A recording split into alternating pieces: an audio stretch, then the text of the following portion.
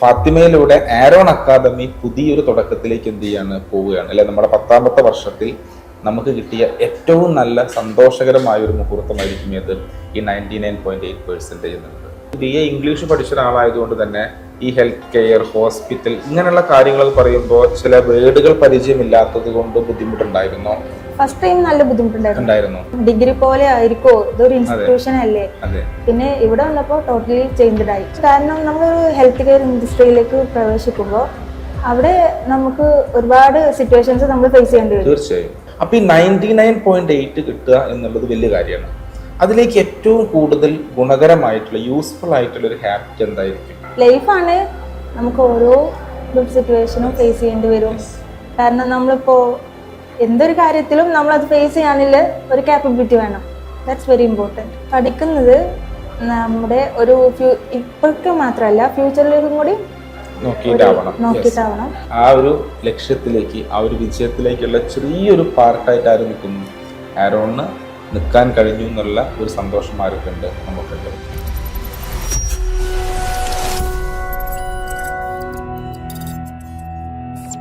Fathima Fibin, Aaron അക്കാദമിയെ സംബന്ധിച്ച് വളരെ സന്തോഷമുള്ളൊരു നിമിഷമാണ് ഇപ്പോൾ. കാരണം എന്താണ്, നമ്മുടെയൊക്കെ കുട്ടികൾ അഡ്മിഷൻ എടുക്കുന്ന സമയത്ത് നമ്മൾ എപ്പോഴും പറയും, നിങ്ങൾ പഠിക്കുന്ന സമയത്ത് ഏറ്റവും നമ്പർ 1 ആയിട്ട് എന്ത് ചെയ്യണം, സ്കോറോട് കൂടി പാസ്സാവണം എന്ന് പറയും. അപ്പോൾ 99.8 എന്നൊക്കെ പറഞ്ഞാൽ ഒരാൾക്ക് ചിന്തിക്കാൻ പറ്റാത്തൊരു സ്കോറല്ലേ. അത് ശരിക്കും നേടിത്തന്നു ആര്? ഫാത്തിമ. ഫാത്തിമയിലൂടെ ആരോൺ അക്കാദമി പുതിയൊരു തുടക്കത്തിലേക്ക് എന്ത് ചെയ്യാണ് പോവുകയാണ് അല്ലെ. നമ്മുടെ 10ാമത്തെ വർഷത്തിൽ നമുക്ക് കിട്ടിയ ഏറ്റവും നല്ല സന്തോഷകരമായ ഒരു മുഹൂർത്തമായിരിക്കും ഇത് ഈ 99.8% എന്നുള്ളത്. So congratulations. Thank you sir. ഇനി ഫാത്തിമ പറയൂ. ഞാൻ ഈ ഹോസ്പിറ്റൽ അഡ്മിനിസ്ട്രേഷൻ പഠിക്കുന്നതിന് മുന്നേ ഡിഗ്രി BA ഇംഗ്ലീഷ് ഗ്രാജുവേറ്റഡ് ആയിരുന്നു.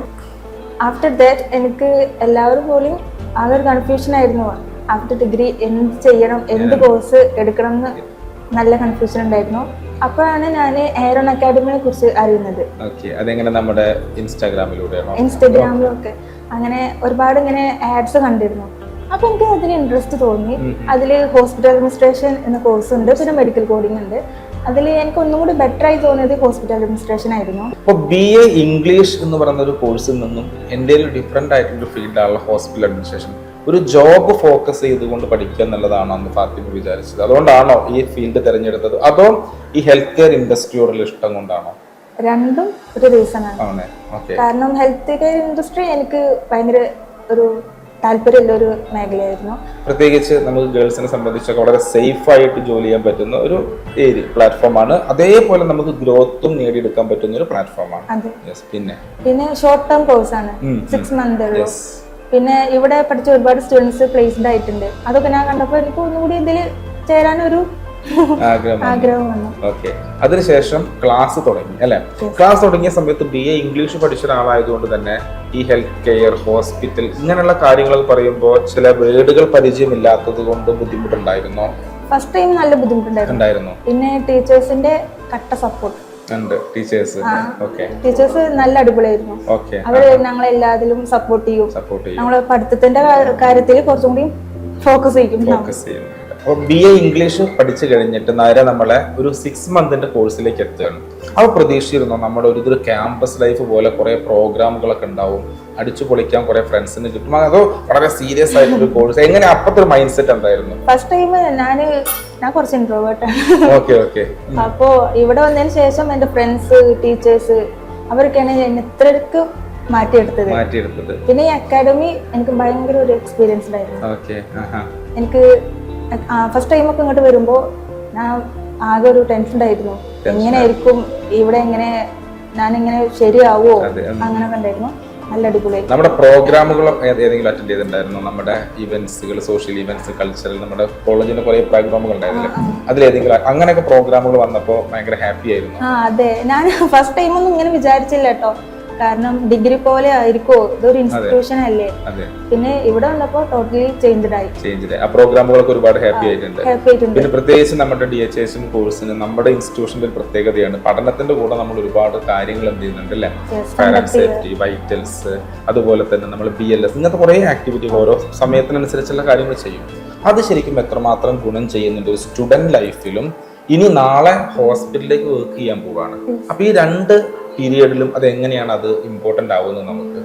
അത് കാരണം നമ്മളൊരു ഹെൽത്ത് കെയർ ഇൻഡസ്ട്രിയിലേക്ക് പ്രവേശിക്കുമ്പോൾ അവിടെ നമുക്ക് ഒരുപാട് സിറ്റുവേഷൻസ് നമ്മൾ ഫേസ് ചെയ്യേണ്ടി വരും. തീർച്ചയായും.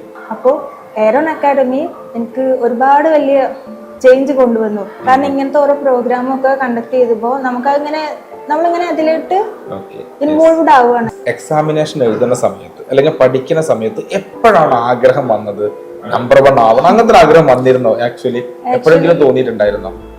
പഠിക്കുമ്പോ ഇങ്ങനെ തോന്നിയിരുന്നു ടോപ്പ് ആവണം എന്നുള്ളൊരു ആഗ്രഹം മൈൻഡ് സെറ്റ് ഉണ്ടായിരുന്നു. ആക്ച്വലി അത് മുന്നേ പഠിച്ച കോഴ്സുകളിൽ ഡിഗ്രി വരെ ക്ലാസ് ടോപ്പർ ഒക്കെ ആയിരുന്നു.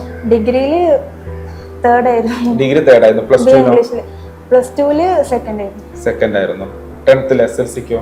10th okay. എന്നാലും ക്ലാസ്സിൽ അത്യാവശ്യം നന്നായി പഠിക്കുന്ന ഒരു കുട്ടിയാണ് അല്ലെ? അപ്പൊ ഇവിടെ വന്നപ്പോഴും എനിക്ക് എന്താവണം, ടോപ്പ് ആവണം എന്നുള്ള ആഗ്രഹം വന്നു. അപ്പോ ആ ആഗ്രഹം വന്ന സമയത്ത് പഠിക്കുമ്പോ എങ്ങനെയാണ് എന്തെങ്കിലും ചേഞ്ചസ് ഒക്കെ വരുത്തിയിട്ടുണ്ടായിരുന്നോ? അതല്ല, ഒരു 2-3 എക്സാമിന്റെ 2-3 വീക്സ് മുമ്പ് നന്നായി റിവിഷൻ ചെയ്തു. ഞങ്ങളെ മിസ്സുമാരൊക്കെ ഞങ്ങളെ കൊണ്ട് നന്നായി ഇതാക്കിയിരുന്നു. ആ ടൈമില് അവരുടെ ഒരു സപ്പോർട്ട് കൊണ്ടും പിന്നെ ഞങ്ങളെ ഫ്രണ്ട്സും എല്ലാവരും നന്നായി ഹാർഡ് വർക്ക് ചെയ്തു. അങ്ങനെ ഈ റിസൾട്ടിലേക്ക് എത്തിയിട്ടുണ്ട്. ഓക്കെ. അപ്പൊ ഞാൻ ചോദിക്കുന്നത്, ഈ 99.8 കിട്ടുമ്പോൾ ഏതൊരു വിജയത്തിന്റെ പിന്നിലും നമ്മൾ കണ്ടിന്യൂസ് ആയിട്ട് ചെയ്യുന്ന ഒരുപാട് ആക്ഷൻ പ്ലാൻ ഉണ്ടാവും അല്ലേ? ഒരുപാട് പ്രിവിഷൻ ആവാം. അപ്പൊ നമ്മളതായിട്ടുള്ള ഹാബിറ്റും നമ്മൾ മാറ്റണം. ഒരു മേഖലയിലേക്ക് നമ്മൾ പ്രവർത്തിക്കുമ്പോൾ അതിൽ സക്സസ് ആവണമെങ്കിൽ നമ്മുടെ ഹാബിറ്റ് കുറെ നമ്മൾ ചേഞ്ച് ചെയ്യാനുണ്ട് അല്ലെ? അപ്പൊ ഈ 99.8 കിട്ടുക എന്നുള്ളത് വലിയ കാര്യമാണ്. അതിലേക്ക് ഏറ്റവും കൂടുതൽ ഗുണകരമായിട്ടുള്ള യൂസ്ഫുൾ ആയിട്ടുള്ള ഒരു ഹാബിറ്റ് എന്തായിരിക്കും ഫാത്തിമയെ സംബന്ധിച്ച് പറയുകയാണെങ്കിൽ? നമ്മൾ പഠിക്കുകയാണെങ്കിൽ നന്നായി അതിലേക്ക് ഫോക്കസ് ചെയ്ത് പഠിച്ചു. എന്ന് വെച്ചിട്ട് ഫുൾ ടൈം പഠിത്തം അങ്ങനെ അല്ലായിരുന്നു. ജസ്റ്റ് ഒന്ന് പഠിക്കും, അതിനുശേഷം ഒന്ന് കുറച്ച് ഫ്രീ ആവും, ദെൻ വീണ്ടും അങ്ങനെ ആ റൂട്ടിന് ഇങ്ങനെ ചെയ്തുകൊണ്ടിരിക്കും. പിന്നെ ഫാമിലി നല്ല സപ്പോർട്ടീവ് ആയിരുന്നു. ഇനിയിപ്പോ നമ്മുടെ റിസൾട്ട് ഈ 99.8 തന്നെ റിസൾട്ട് വരുമ്പോൾ ശരിക്കും ഇത് ഫാത്തിമയാണോ ആദ്യം നോക്കിയത്, അതോ ഇൻസ്റ്റിറ്റ്യൂഷനിലെ ടീച്ചേഴ്സ് ആരെങ്കിലും ആണോ നോക്കിയത്, ഫ്രണ്ട്സ് ആണോ നോക്കിയത്? നമ്മുടെ റിസൾട്ട് എങ്ങനെ ആരാ പറഞ്ഞത്? റിസൾട്ട് ഫസ്റ്റ് ടൈം മിസ്സാണ്. ഏത് മിസ്സാ പറഞ്ഞ? തുഷാര മിസ്. ഓക്കെ. അത് കേട്ടപ്പോഴുള്ള ഒരു എക്സൈറ്റ്മെന്റ് എന്തായിരുന്നു? I am very happy. എന്തായാലും മിസ് എന്താ പറഞ്ഞത് ആ സമയത്ത്? ഭയങ്കര എക്സൈറ്റഡ് ആയിരുന്നു. ബിക്കോസ് അത്ര സമയം ഇങ്ങനെ എന്തായിരിക്കും റിസൾട്ട്, എത്ര മാർക്ക് കിട്ടും എന്നുള്ള നല്ല എക്സൈറ്റ്മെന്റ് നല്ല ഉണ്ടായിരുന്നു. പിന്നെ ഇത്ര ഒരു 99.8% കിട്ടിയെന്ന് പറയുമ്പോൾ ഐ ആം വെരി ഹാപ്പി. അതായത് നമുക്ക് ആ ഒരു വിചാരിച്ചതിനേക്കാൾ കൂടുതൽ മാർക്ക് കിട്ടുക എന്ന് പറയുന്ന പോലെ. ഇനി അടുത്തൊരു കാര്യം കൂടി ചോദിക്കുകയാണ്. അതായത് ഇപ്പൊ നമ്മളിപ്പോ പഠിച്ചുകൊണ്ടിരിക്കുകയാണ് അല്ലെ? എക്സാമിനേഷൻ എഴുതുന്നുണ്ടാവും. ഇപ്പൊ ഇതിന്റെ ഇടയിലൊക്കെ നമ്മൾ കോൺഫിഡന്റ് ആണെങ്കിൽ പോലും നമുക്ക് പ്രഷർ ഉണ്ടാവാം അല്ലെ? സ്ട്രെസ് വരാം. ഈ പ്രഷറൊക്കെ വരുന്ന സമയത്ത് എങ്ങനെയാണ് ഒരു സ്റ്റുഡന്റ് ലൈഫിൽ ബാലൻസ് ചെയ്യുന്നത്? അത്രയും കൂടെ പ്രഷർ ഉണ്ടായിട്ടില്ല. കാരണം ഞാൻ എന്നെ തന്നെ ഇങ്ങനെ കൺട്രോൾ ചെയ്ത് വെക്കും. ഇങ്ങനെ ചെയ്താൽ മതി, ടെൻഷൻ ആവണ്ട, ഒരു കുഴപ്പമുണ്ടാവില്ല, അങ്ങനെയെന്ന് പറഞ്ഞ് എന്റെ ഒരു മൈൻഡിന്, അതായത് ഒരു സെൽഫ് ടോക്ക് എപ്പോഴും ചെയ്യും അല്ലെ? നത്തിങ് ടു വറി, എന്താ വലിയ പ്രശ്നമൊന്നുമില്ല. അതിനെ ചെറുതാക്കി കാണാന്നുള്ളത് ഞാൻ ഉദ്ദേശിക്കുന്നത് അല്ലെ? വലിയൊരു സംഭവമാക്കി കാണാതെ ചെറുതാക്കി കാണാം, ലൈഫിന്റെ ഒരു പാർട്ടായി കാണാം. അപ്പൊ ഇത് കാണുന്ന കുട്ടികൾക്ക് അതൊരു എന്താവണം, മനസ്സിലാവാൻ പറ്റണം. നമ്മുടെ ഈ ഒരു വിജയത്തിന്റെ പിന്നിൽ ഒരുപാട് കാര്യങ്ങൾ ഉണ്ടാവും അല്ലെ? നമ്മുടെ ഫാമിലി തീർച്ചയായിട്ടും ഉണ്ടാവും, അവരുടെ സപ്പോർട്ട് വലുതാണ്, ഫ്രണ്ട്സ് ഉണ്ടാവും, പിന്നെ ടീച്ചേഴ്സ് ഉണ്ടാവാം. എന്നാലും ഏറ്റവും കൂടുതൽ ഇഷ്ടപ്പെട്ട, നമ്മൾ ഭയങ്കരമായിട്ട് ഇൻഫ്ലുവൻസ് ചെയ്ത ഹോസ്പിറ്റൽ അഡ്മിനിസ്ട്രേഷൻ പഠിച്ച ഒരു ടീച്ചറുടെ പേര് പറയാൻ പറഞ്ഞ ആരുടെ പേരാ പറയാ? എന്നാലും ആയിക്കോട്ടെ. 3 മിസ്സും പ്രധാനപ്പെട്ട 3 പേരും പേര് പറയൂ. ആരൊക്കെയാ? തുഷാര മിസ്, സുബിത മിസ്, പിന്നെ റിസ്ല മിസ്. തുഷാര മിസ്സിന്റെ എന്താണ് ഏറ്റവും കൂടുതൽ ഇഷ്ടം? തുഷാര മിസ്സിന്റെ എന്ത് ക്വാളിറ്റിയാണ്? തുഷാര മിസ് ഞങ്ങളെങ്ങനെ മോട്ടിവേറ്റ് ചെയ്യും. ഒന്നിലും ബോധേഡ് ആവണ്ട, ഒന്നിലും വെറീഡ് ആവണ്ട. കാരണം ലൈഫാണ്, നമുക്ക് ഓരോ സിറ്റുവേഷനും ഫേസ് ചെയ്യേണ്ടി വരും. കാരണം നമ്മളിപ്പോ എന്തൊരു കാര്യത്തിലും നമ്മളത് ഫേസ് ചെയ്യാനുള്ള ഒരു കാപ്പബിലിറ്റി വേണം. That's very important. Very good. അതായത് ആ ഒരു മോട്ടിവേറ്റർ റോളിൽ തുഷാര എന്ന് പറയുന്ന മിസ് ശരിക്കും ഇൻഫ്ലുവൻസ് ചെയ്തു. പിന്നെ ആരെ ഇൻഫ്ലുവൻസ് ചെയ്ത്? അടുത്തത് സുബിത മിസ്. എന്തായിരുന്നു സുബിത മിസ്സിൽ കണ്ടൊരു ക്വാളിറ്റി? സുബിത മിസ് ഒന്നിലും ഞങ്ങളെ പുറകിലേക്ക് ആക്കില്ല. ഒക്കത്തിന് ഞങ്ങൾ പുഷ് ചെയ്ത് ഫ്രണ്ടിലേക്ക് വരൂ വരൂ. Okay okay. അതായത് ഡൗൺ ആയിരിക്കാനും സംഭവിക്കില്ല. പോട്ടെ വണ്ടി പോട്ടെ എന്നുള്ള ഒരു ആറ്റിറ്റ്യൂഡാണ് അല്ലേ? അത് ഭയങ്കരമായിട്ട് നിങ്ങൾ ആ സമയത്ത് സപ്പോർട്ടീവ്. പിന്നെ ആരായിരുന്നു? പിന്നെ റിസ്ലാം. എന്തായിരുന്നു റിസ്ലാം മിസ്സിൽ കണ്ട ക്വാളിറ്റി? മിസ്സും ഇങ്ങനെ തന്നെ അടിപൊളിയാണ്. ഒന്നിലും ഞങ്ങളെ ഡൗൺ ആക്കില്ല. ഓക്കെ. ഇവര് 3 പേരും വളരെ. അപ്പോ ഇത് കാണുന്ന അല്ലെ തുഷാര മിസ് ആയിക്കോട്ടെ, സുബിത മിസ് ആയിക്കോട്ടെ, റെസ്ലേക്കും ഭയങ്കര ഹാപ്പി ആവട്ടെ അല്ലെ? യെസ്. ഇനി നമുക്ക് ചോദിക്കുകയാണെങ്കിൽ അടുത്തൊരു ചോദ്യം. ഇപ്പോൾ സ്റ്റുഡന്റ് ലൈഫ് അല്ലെ പഠിച്ചുകൊണ്ടിരിക്കുകയാണ്. നാളെ ഒരു ഹോസ്പിറ്റൽ ഹെൽത്ത് കെയർ ഡിപ്പാർട്ട്മെന്റിന്റെ ഭാഗമായിട്ട് മാറുകയാണ്. അപ്പോൾ ഫാത്തിമ ഫെബിയുടെ ഒരു വീക്ഷണത അല്ലെങ്കിൽ കാഴ്ചപ്പാടിൽ നോക്കുകയാണെങ്കിൽ as A health care professional ഏറ്റവും കൂടുതൽ ഡെവലപ്പ് ചെയ്യേണ്ട ഒരു സ്കിൽ എന്താണ്? കമ്മ്യൂണിക്കേഷൻ. എന്തുകൊണ്ടാവും കമ്മ്യൂണിക്കേഷൻ ഇത്രയും പ്രാധാന്യം ഹെൽത്ത് കെയർ ഡിപ്പാർട്ട്മെന്റുകളിൽ പേഷ്യന്റുമായിട്ട് സംസാരിക്കുന്നുണ്ട്? കാരണം അവര് ഓരോരുത്തരും ഓരോരോ ക്യാരക്ടർ ആയിരിക്കും. അപ്പോൾ നമ്മൾ അവരെ എങ്ങനെ ഹാൻഡിൽ ചെയ്യണം, അത് ഒരു ഹെൽത്ത് കെയർ ഇൻഡസ്ട്രിയിൽ വെരി ഇമ്പോർട്ടൻറ്റ്. നമ്മുടെ ഈ ഒരു വീഡിയോ കാണുന്ന കുട്ടികളോട് ഹോസ്പിറ്റൽ അഡ്മിനിസ്ട്രേഷൻ പഠിക്കണമെന്ന് ആഗ്രഹിക്കുന്ന കുറേ കുട്ടികളുണ്ടാവും. അവരെടുത്ത് കൊടുക്കാൻ പറ്റുന്ന ഒരു മെസ്സേജ്, അതായത് ഒരു സുഹൃത്തായിട്ട് ഫാത്തിമ ഫെബി എന്ന് പറഞ്ഞ പഠിച്ചിറങ്ങിയ ഒരു കുട്ടിക്ക്, ഒരു നല്ല സ്കോറോടുകൂടി പാസ്സാകാൻ പറ്റിയ ഒരു കുട്ടിക്ക്, നിങ്ങളുടെ കൂട്ടുകാർക്ക് വരുന്ന തലമുറയ്ക്ക് കൊടുക്കാൻ പറ്റിയ ഒരു മെസ്സേജ് എന്താണ്? പഠിക്കുന്നത് നമ്മുടെ ഒരു ഇപ്പോഴത്തെ മാത്രമല്ല ഫ്യൂച്ചറിലേക്കും കൂടി നോക്കിയിട്ടാവണം. കാരണം അത് ഈ ഒരു ടൈമിലില്ലല്ലോ. കാരണം ഫ്യൂച്ചറിലേക്കും കൂടി ബെറ്റർ ആവുന്ന രീതിയിൽ നല്ല മാർക്കോട് കൂടി പഠിക്കാൻ കഴിയുക. പിന്നെ പഠിക്കുമ്പോൾ നല്ല ഒരു എയിം വെച്ചിട്ട് പഠിക്കാൻ നോക്കാം. ലക്ഷ്യം വളരെ പ്രധാനപ്പെട്ടതാണ് അല്ലേ? യെസ്. അങ്ങനെയാണെങ്കിൽ ഫാത്തിമയോട് ചോദിക്കട്ടെ, എന്താണ് ഹോസ്പിറ്റൽ അഡ്മിനിസ്ട്രേഷൻ കഴിഞ്ഞാലുള്ള ഇനി next future plan? Future plan ഒരു നല്ലൊരു ഹെൽത്ത് കെയർ ഇൻഡസ്ട്രിയിലേക്ക് എൻ്റർ ആവാൻ പറ്റട്ടെ.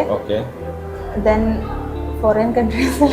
ഓക്കെ. അതായത് നമ്മുടെ നാട്ടിൽ കുറച്ചു കാലം ജോലി ചെയ്ത് പുറത്തു പോകാനുള്ള പ്ലാനിങ് ആണ് അല്ലേ? വിദേശ ഇവിടുത്തെ എവിടെയാണ് പ്ലാൻ ചെയ്തിട്ടുള്ളത് പുറത്തു പോകാനുള്ള? കാരണം സ്വപ്നങ്ങളുണ്ട് ഫാത്തിമയ്ക്ക്. ഇത്രയും സ്കോർ നേടാമെങ്കിൽ വ്യക്തമായ ലക്ഷ്യമാർക്കുണ്ട്. എവിടെ പോകാനുള്ള പ്ലാനിങ് ആണുള്ളത്? Gulf country. ഫാമിലി കാര്യങ്ങളൊക്കെ അവിടെ ഉണ്ട്. ബ്രദർ ലണ്ടനിലാണ്, സിസ്റ്ററും ബ്രദറിലും ഒക്കെ കാനഡയിലാണ്. അപ്പോൾ എന്തായാലും വിദേശത്തേക്ക് പോകാനുള്ള യാത്രയിലാണ്. അതിന് ആരോൺ അക്കാദമി ആ ഒരു ലക്ഷ്യത്തിലേക്ക്, ആ ഒരു വിജയത്തിലേക്കുള്ള ചെറിയൊരു പാർട്ടായിട്ട് ആര് നിൽക്കുന്നു? ആരോണിന് നിൽക്കാൻ കഴിഞ്ഞു എന്നുള്ള ഒരു സന്തോഷം ആർക്കുണ്ട്? നമുക്കുണ്ട്. ഓക്കെ അല്ലേ? അപ്പൊ ഇനിയും ഒരുപാട് ഉയരങ്ങളിലേക്ക് എന്ത് ചെയ്യണം? ഫാത്തിമയ്ക്ക് എത്തണം. ഫാത്തിമയുടെ മനസ്സിൽ ഏറ്റവും ഇൻഫ്ലുവൻസ് ചെയ്ത ടീച്ചേഴ്സിന്റെ ക്വാളിറ്റിയാണ് ആ മോട്ടിവേഷൻ കൊടുക്കുക എന്നുള്ളത് അല്ലെ? അതിനി ഫാത്തിമയിലൂടെ ലക്ഷക്കണക്കിന് ഹോസ്പിറ്റലിൽ വരുന്ന ആളുകൾക്ക് അതെന്ത് ചെയ്യണം? ഒരു മോട്ടിവേഷനായിട്ട് കൊടുക്കാൻ പറ്റണം. കൂടെ നിൽക്കുന്ന ആളുകൾക്കും എന്താവണം? ഒരു മോട്ടിവേറ്റർ ആവണം. ഫാമിലിക്കും ആ നിൽക്കുന്ന, ഇപ്പം ഞങ്ങൾ ആരോൺ അക്കാദമി ഒരു സ്ഥാപനമല്ലേ എന്നുപോലെ നിങ്ങൾ നിൽക്കുന്ന സ്ഥാപനത്തിനും എന്നും ഒരു അഭിമാനമായിട്ട് ആർക്കും മാറാൻ കഴിയണം. ഫാത്തിമയ്ക്ക് മാറാൻ കഴിയട്ടെ എന്ന് ഞങ്ങൾ ആത്മാർത്ഥമായിട്ട് എന്ത് ചെയ്യുന്നു? ഞങ്ങൾ പ്രാർത്ഥിക്കുന്നു. Thank you sir.